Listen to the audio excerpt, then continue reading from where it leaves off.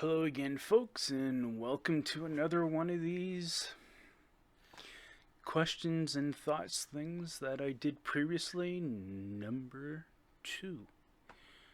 Again, my disclaimer, this is all again my thoughts, opinions, facts based on real life experiences as well as online experiences since 1995 on various platforms, as well as other people's experiences and so forth over these platforms and that since 96 as well. Of course, I myself have also been moderating various platforms, forums, text forums, voice chats, and so forth over those years. So I consider myself to be very knowledgeable. I'm not a stuck up person or whatever, but I definitely have a firm understanding of things and grasp things better than most other people do. So, again, I'm just trying to impart knowledge and experience and that people can learn from it. So, if that's said, let's go.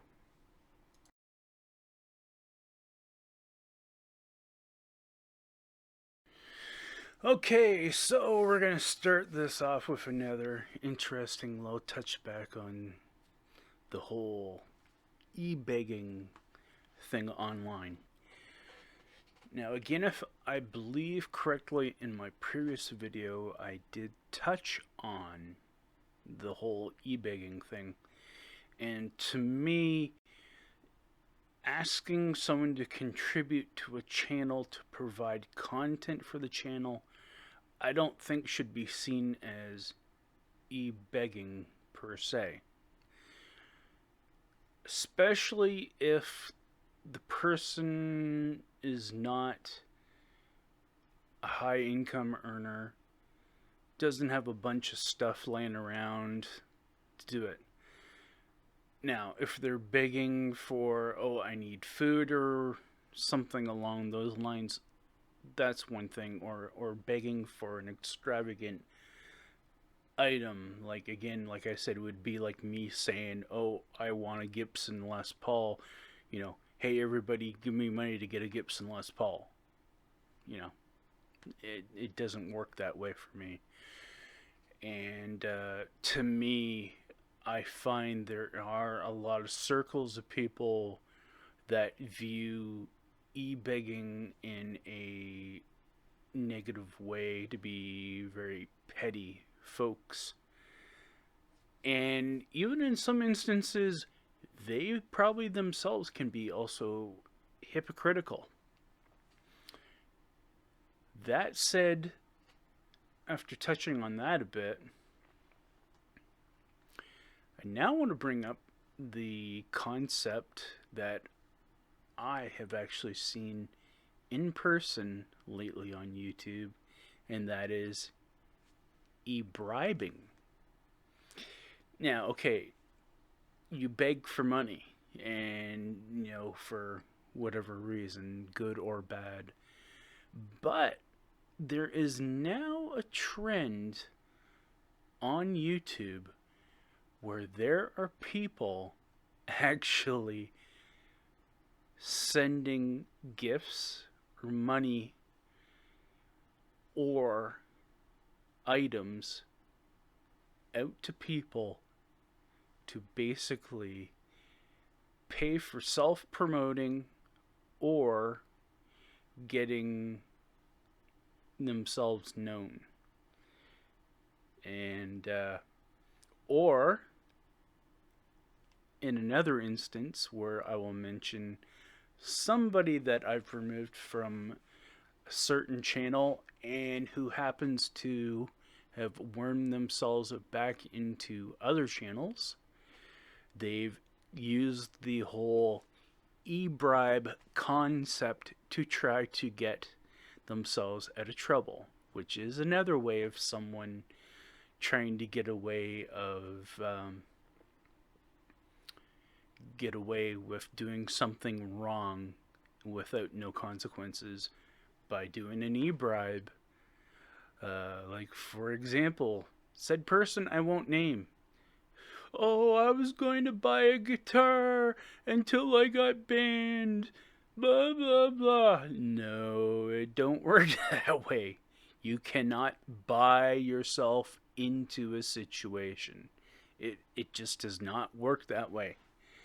Unless unless a person happens to be, you know, acceptant of that, then that's that. But most people with a good moral compass are not going to be able to allow you to get away with being troll like or doing things to disturb people in a community and then just allowed you to just get back in with that part of the community. It doesn't work that way. And again, I really hope I don't know people that feel that way, that they should be allowing trolling people to back in. Uh, Again, my own thing, people probably try to say that it's some type of personal thing, but the reality is usually when I'm moderating, I'm doing it for the benefit of the community, not my personal opinion or my personal things or whatever against said person. If I know how the person is, I know how the person acts, I know how the person is in public chats, why would I not ban said person knowing full well the fact that they are going to mess with said chat? It doesn't make any sense. But anyways, that point, again, there are instances of, valid e-begging and valid e-bribing in both the good and bad sense. But again, I would like to clearly point out that there are a lot of people out there who claim that they are against e-begging, but at the same time, I see them doing e-bribing like stuff. And stuff that would be just as bad as doing e-begging. So, to the people out there that think that stuff doesn't get noticed, I'm sorry, but there are people that notice you. Not just me. There are other people out there that see you doing it. And you are going to eventually find out that your stuff ain't beep. Simple as that. So, people again might want to reconsider how they go about acting and how they're doing certain interactions of items and so forth with other people. Like, for example, why tag yourself in something? Why put yourself in a video that actually has e-begging and you are supposedly very staunch about people not e-begging? Makes you wonder, doesn't it? Alright, on to the next thing.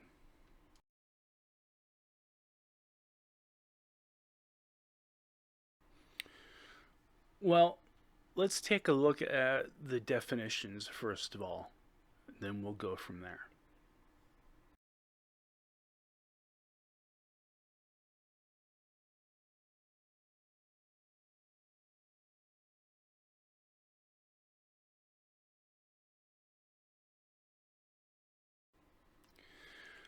So, with that said, let's now visit the definitions. Community: a fellowship with others as a result of sharing common attitudes, interests, and goals. To me, this is what YouTube's guitar community as a whole is supposed to be. It is supposed to be about everyone, no matter gender, race, age, and so forth and so forth. We all have a common goal and interest in liking and enjoying guitar, or creating music, or attempting to create music with an instrument, guitar or bass or so forth. So for those reasons, we should remain as a community. And that is where things should be stuck at. That said, let us flip over to the other definition, which is inner circle. And again, as we read with the definition for inner circle, an exclusive group close to the center of power of an organization or movement, regarded as elitist and secretive. There in itself is the biggest problem. You cannot have a inner circle in a guitar community because it defeats the purpose. It also proves to others in a community setting that you yourself have selfish motives and selfish self-interests in the mindset. So while someone might think creating their own inner circle is a good thing for the guitar community of YouTube, it is in fact very, very wrong, and it only goes to give said individual or individuals a very negative look at yourself and negative personality trait. I mean, the whole point of being part of a community is to, again, share knowledge, support each other. Inner circles do not share knowledge and support each other. They only support certain individuals for their benefit. Even to go as far back as what I was previously saying about the whole e-bribe, e-begging thing, that in turn can also be involved in an inner circle kind of working as well too. With that said, again, inner circle is not part of a community. It is a segregation off of a community and is not a benefit to folks. And all it does is make anyone involved in any type of little inner circle clique kind of thing, look in a bad light. And,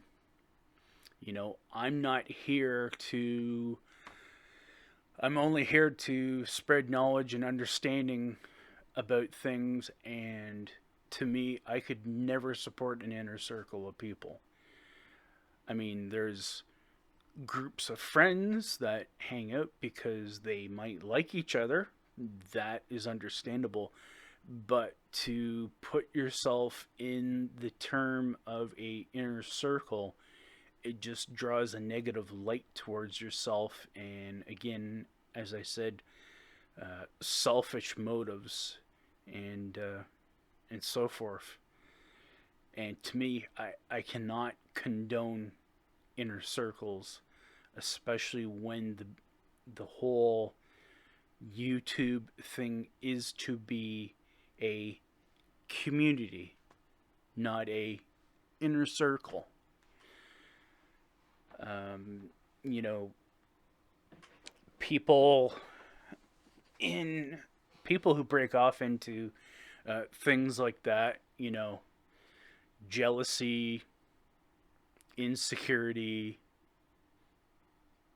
and various other negative traits of human nature, all can cause that. I mean, I'm not going to name people or say specifically certain groups or so forth, but it just does not look well on anyone who decides to take a action to get into or create a inner circle if your idealism is to help others, because you're not helping others in an inner circle, you are actually only helping certain individuals in a selective manner. And to me, that just is wrong. You share knowledge openly and with everyone to help people, not to give them a step up in society or step up in popularity. To me, it just does not work that way in most people's minds, and most people who have good common sense and logic. They don't do that. They understand that those are the types of things you do on your own and not in a group or circle. So let us end that little segment and move on to something else.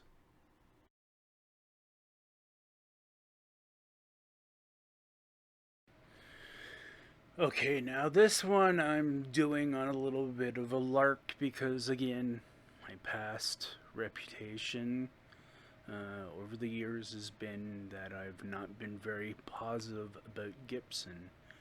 But again, I've actually owned two Gibsons, and I've actually had the luxury of now playing a few others, including this beautiful R8 Les Paul Standard Maple Burst that a friend recently purchased and allowed me to try out.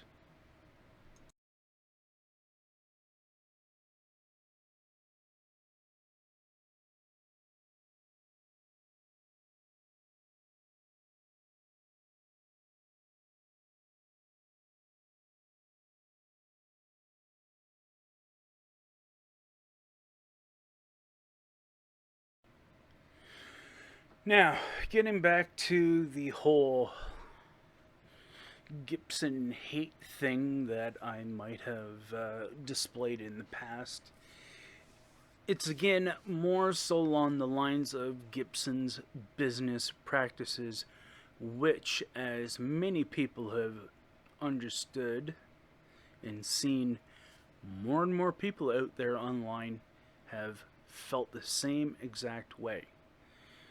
And to me, again, what it ultimately comes down to, that what Jeskowitz did for the most part of his tenure in Gibson, that was the biggest mistakes that drowned the company to the point where it was, solely based on the guitar itself, the Gibson guitars, was one,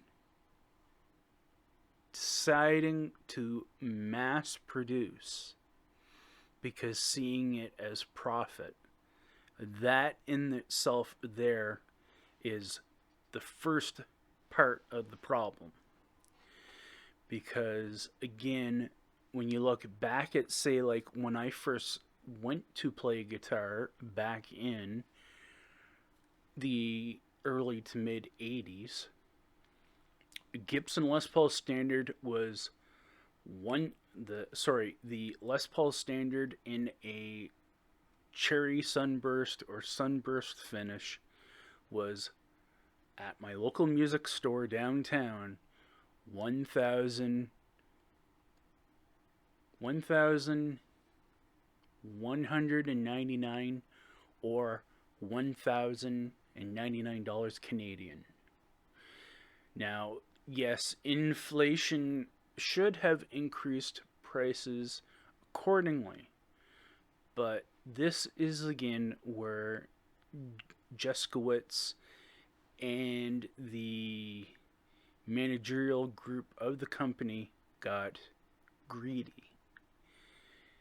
That same guitar didn't just slowly jump up in price, it jumped up in large parts in price. Like, again, going from back in 1985 86, 1,000, we'll say basically 1,100 Canadian, that guitar price back, say, we will go 2,000, we'll even say currently, it is now tripled to like 33 to 3,600 Canadian for a guitar that doesn't really have much different other than some circuitry and things that people don't want.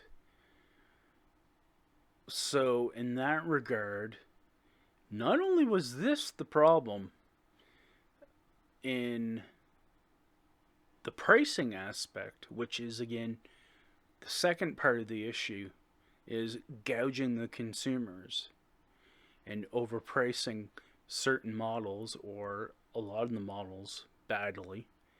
But it's the fact that back in that day of like I said, the early to mid 80s, you only had black,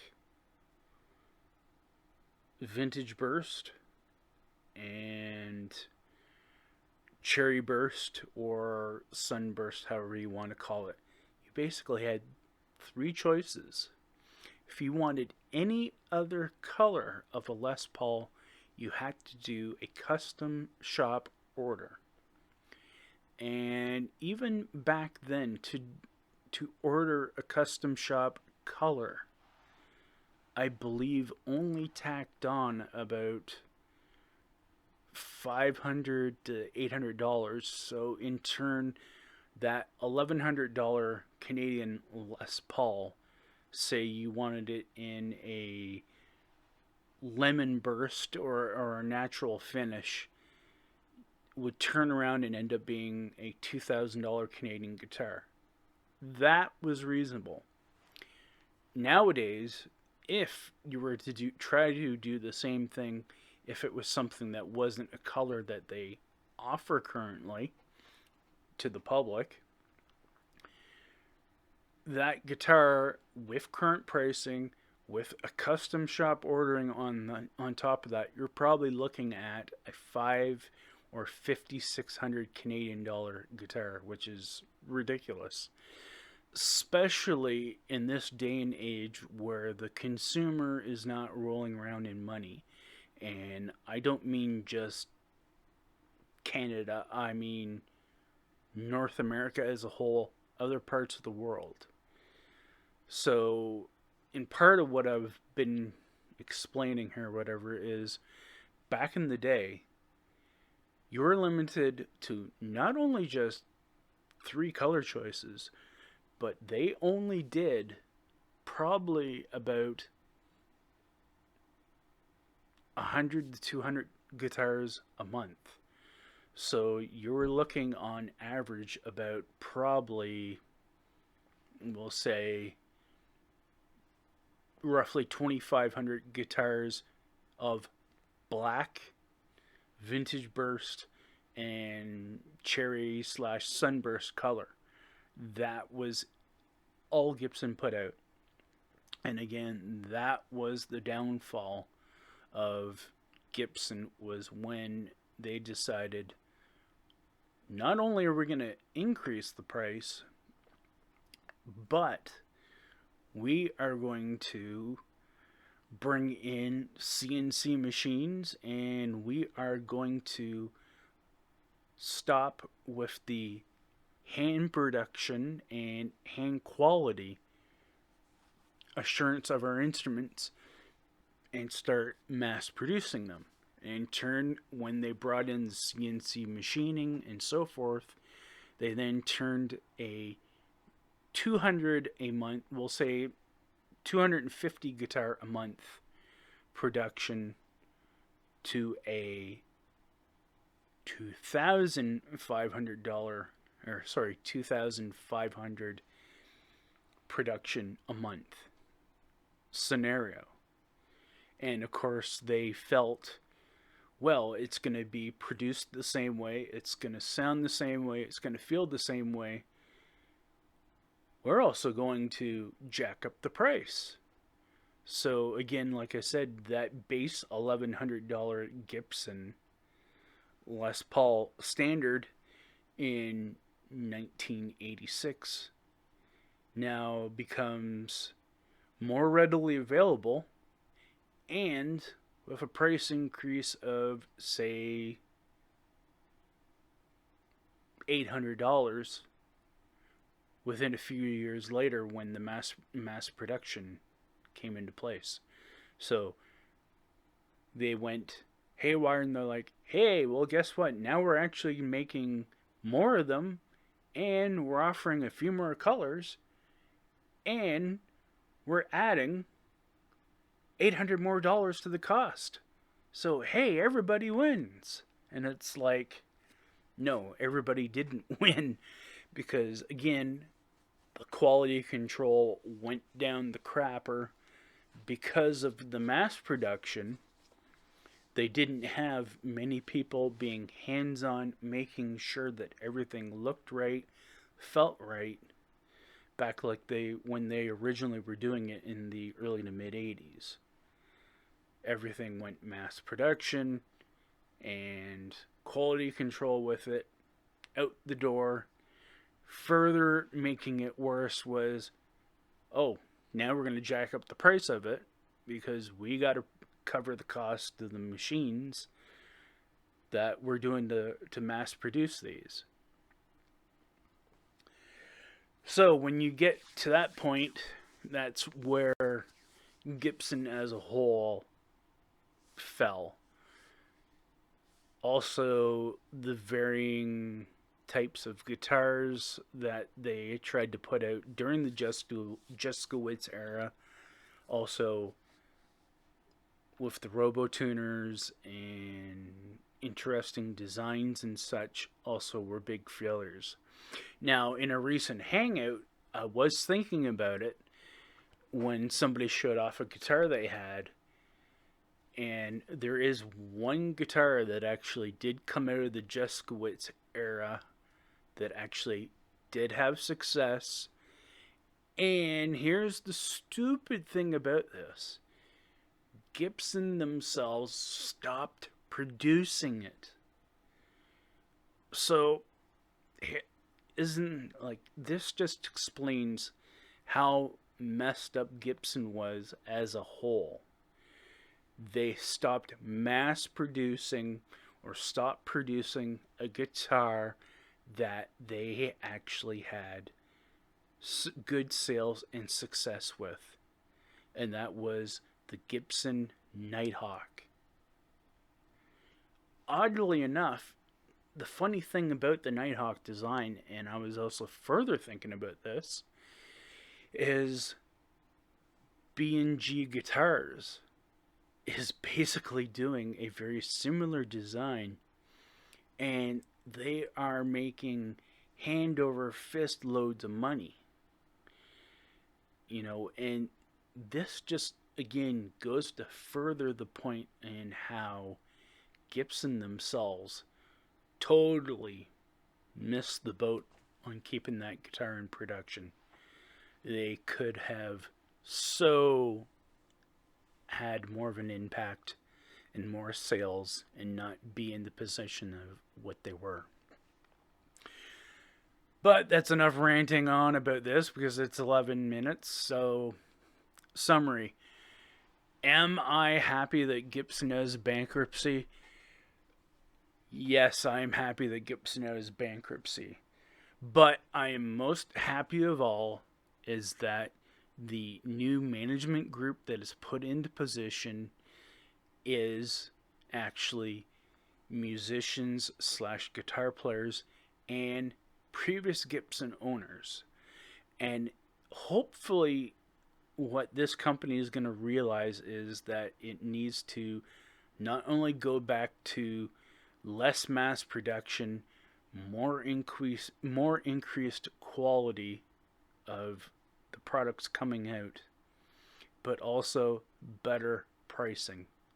Again, people say that the Les Paul or the Studio are the workhorse musicians and for the Gibson product, or more so the Les Paul line. Well, people in this day and age can't afford $1,900 for a Les Paul Studio.